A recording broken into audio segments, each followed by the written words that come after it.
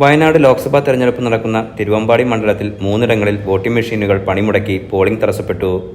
മുക്കം നഗരസഭയിലെ മണ്ണാശ്ശേരി MAMO കോളേജിലെ 125 number ബൂത്തിലെ polling machine രാവിലെ 9:15ഓടെയാണ് തകരാറിലായത്. ഉടനെ ടെക്നിക്കൽ ഉദ്യോഗസ്ഥരെത്തി പ്രശ്നം പരിഹരിച്ചു. പക്ഷേ വീണ്ടും 10 മണിയോടെ മെഷീൻ തകരാറിലായി. പുതിയ മെഷീൻ മാറ്റി സ്ഥാപിച്ചു. 10:45ഓടെ വീണ്ടും പോളിംഗ് പുനഃസ്ഥാപിച്ചു.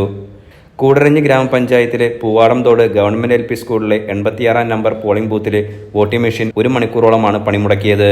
മുക്കം നഗരസഭയിലെ തോട്ടത്തിൻകടവിൽ 101 നമ്പർ പോളിംഗ് ബൂത്തിലെ മെഷീൻ പോളിംഗ് ആരംഭിച്ചതോടെ പണിമുടക്കി.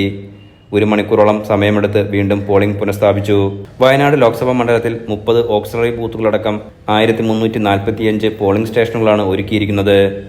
Enlight news Mukkam. വോട്ട് ചെയ്യാൻ വന്ന സമയത്ത് മെഷീൻ ചെറിയൊരു കംപ്ലൈൻറ്റ് പറഞ്ഞു. അപ്പോൾ സൗണ്ട് വരുന്നില്ല എന്നൊരു ചെറിയൊരു വിഷയം. അതിനുശേഷം അത് ശരിയാക്കി. അത് കഴിഞ്ഞിട്ട് കുറച്ച് കഴിഞ്ഞപ്പോഴേക്ക് വീണ്ടും മെഷീൻ കേടായി.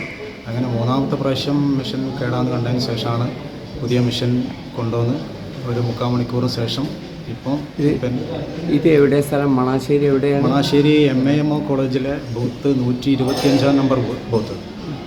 അപ്പോൾ അതിന് ശേഷമാണ് ഇപ്പോൾ പുതിയ മെഷീൻ കൊണ്ടുവന്നിട്ട് ഇപ്പം വീണ്ടും വോട്ടിംഗ് പുനരാരംഭിച്ചു.